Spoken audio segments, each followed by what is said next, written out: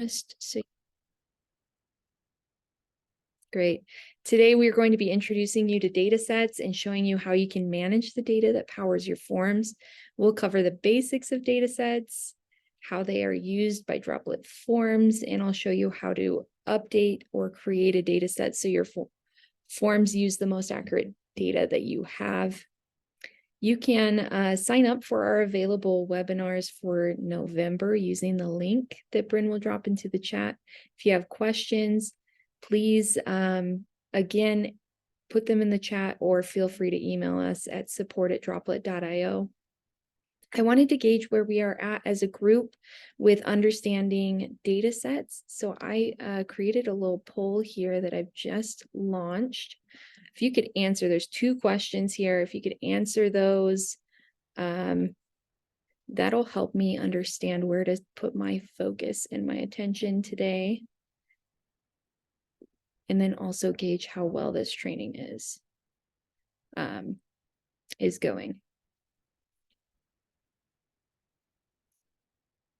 Perfect, thank you.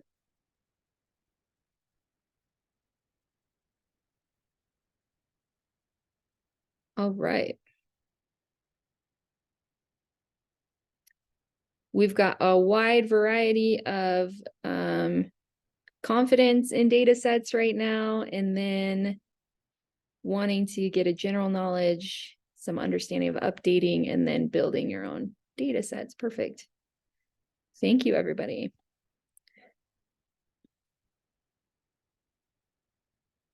So now let's get into it. What are data sets? Some of you are new to data sets and some of you have been using them already, but I still want to start with this foundation of what data sets are before we get into creating and updating them. Some forms are relatively simple in both their data collection and their workflow. They collect a bit of data and someone logs into Droplet to retrieve that data. Many forms are more complex. They offer the user a series of options to select from, like in a drop-down or a radio select. They may do calculations or return data that is used in the form, and they may have complex workflows that route to different people depending on the selections made in that submission. All Droplet forms are built on 3 frameworks: the layout, or how the form looks and the data it collects, the workflow, or who the form routes to for approvals or to add information, and any custom assignment or notification emails that go out as part of the workflow.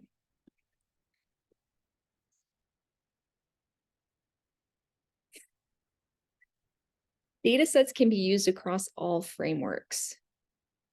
Layouts may reference a data set to provide the options lists for dropdowns like we see in this example, or layouts may need data to help fill out sections of the form.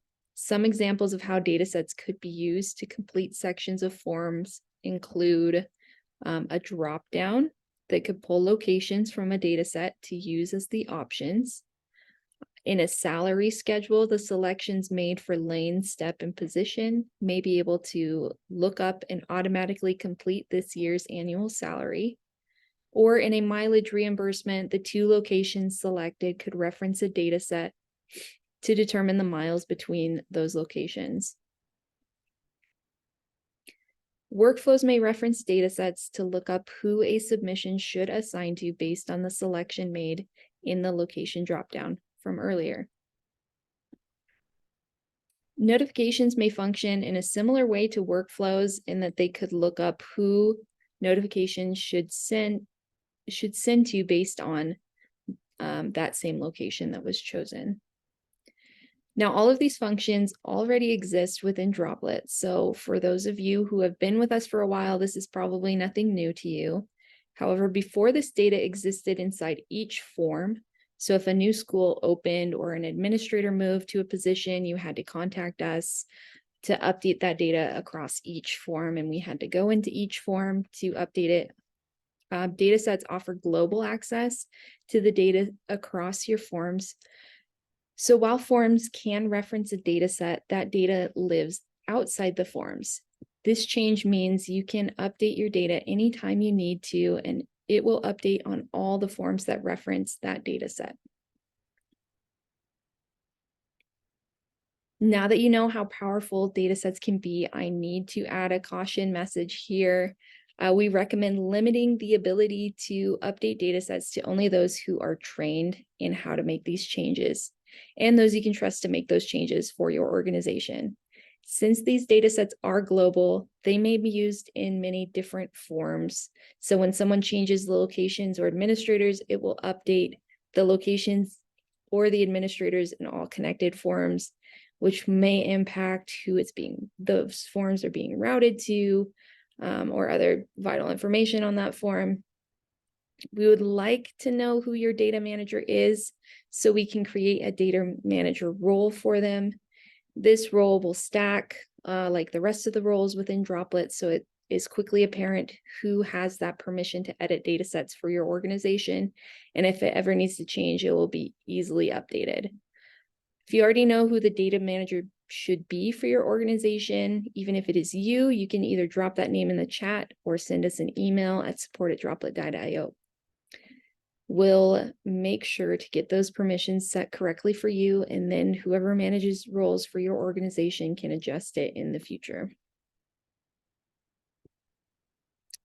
As your data manager updates or creates data sets, one of the important things they will need to know is the structures Droplet uses to store data.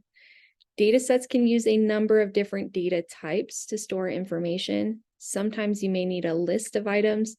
Other times you may need to associate one item with another. It is important to understand the data type that you are updating so any changes stay consistent. It is likely that your form understands and expects a certain data type, so its continued functionality will require the data type to stay the same. There are two main types of data, simple and complex. Simple data types like text, true or false, or yes or no, number or null, which is meaning empty, can be used alone, but are often used as building blocks of complex data sets. Complex data types are lists and objects. A list example could be a location. If we look into this practice organization, I have our data sets open already.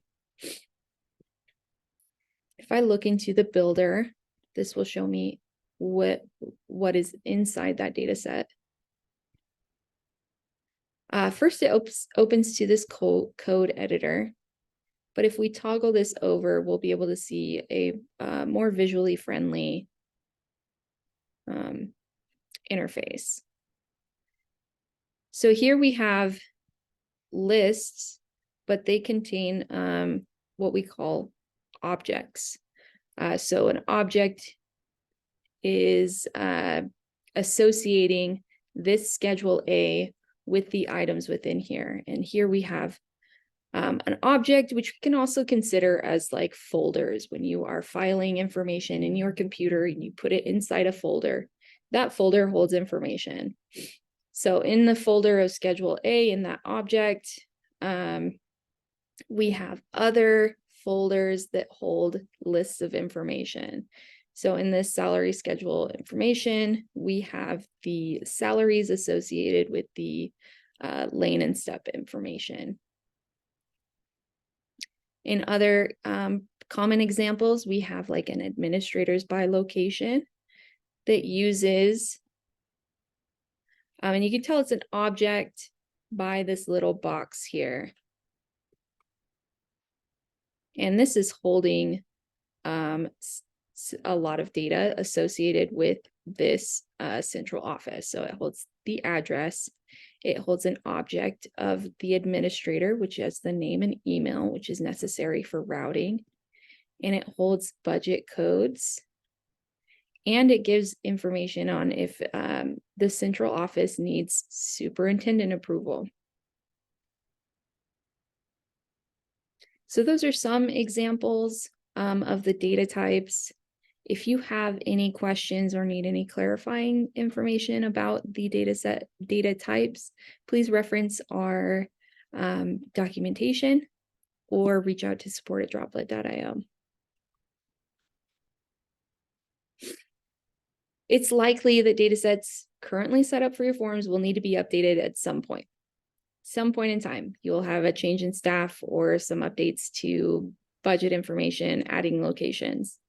It may be a good idea to review them this week or review them at a set point in the future to ensure that everything is up to date. You can view the data in a data set currently being used by your forms by opening the builder and reviewing the most recent version. So if we are to review this information, I want to open up the builder. And I want to make sure that I am in the most current published version. This will give me the most accurate information. And if you're on the visual builder, it's still in the same place.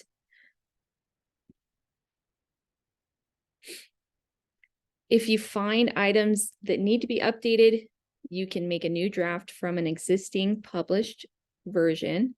It's most likely that you will want to make a new draft from the current published version. Now that you have a draft made, you can make any edits you need to and save your work along the way. There is no auto saving within Droplet as of right now, so all of your edits need to be saved manually.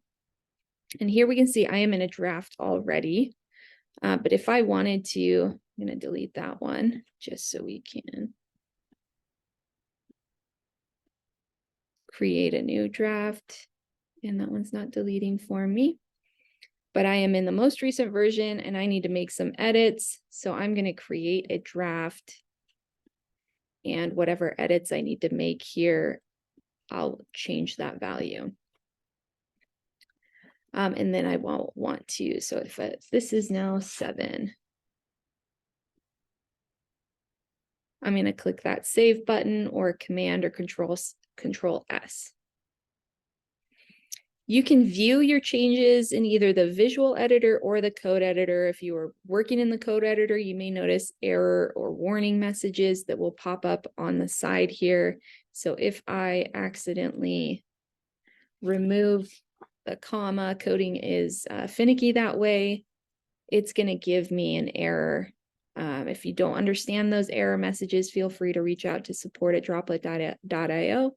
If you do, you can simply return that comma there and save that version.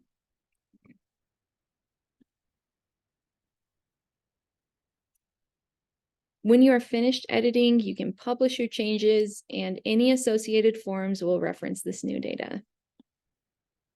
And it'll give you a little warning saying that this version is locked, so you won't be able to make edits to the version that you're publishing. And then any forms that are utilizing this data set without versioning in place. So if the form is just connecting to the data set and it doesn't say to connect to version 2 of this data set, it'll use the most recently published version.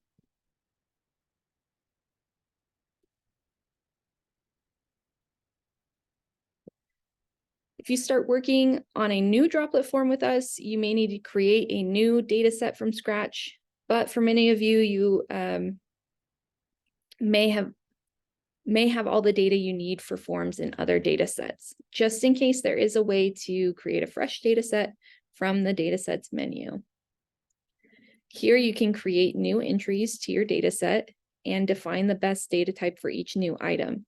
There are few dataset templates you can copy and paste in the code dataset builder and then make changes to if you'd like to work that way. You'll find the link to those in the chat. Once a new dataset is created and published, it needs to be linked to your form. So just as an example here, if I pull up the Help Center, excuse me,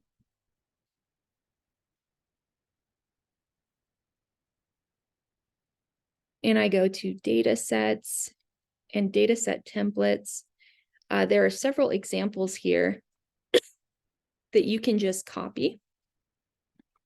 Simply right there. So if I wanted to create a new data set, I would click the new data set here. I would name it. Description, data set example or training. And because it is the template is giving you the code, you'll want to make sure that you, in between these curly braces, actually, I think it includes, yeah, it does include those. So you can just delete those and then paste everything from that template and save. And then from there, you can rename things to what fits your organization best. Anytime for optimal creation of data sets, if you are repeating information, so if this is administrator information for routing, you'll notice that the label is the exact same for every single one of these objects. The name and email are lowercase and spelled the same, but they have different values. And that's the best way to set up your data set. If you ever need help in creating a new data set and want to work with one of us, send us an email or come to our open office hours. We'd love to walk through it with you. But now that you know more about how data sets work and how to manage them, is there anything that we can do to help you start using your data sets or help you start working on those more? And if you have any feedback on this training, it's a very quick one. Please let me know. I'm going to go ahead and stop sharing. And if you have questions, feel free to unmute. Otherwise, I thank you so much for attending today's session. After you close out of this meeting, there will be a survey, and I would really appreciate if you could fill out that survey. It helps me improve these training sessions and give you the best information possible. So feel free to take off. I'll give you an extra 10 minutes back, unless you want to stick around and you have some questions for us. Thank you, everyone.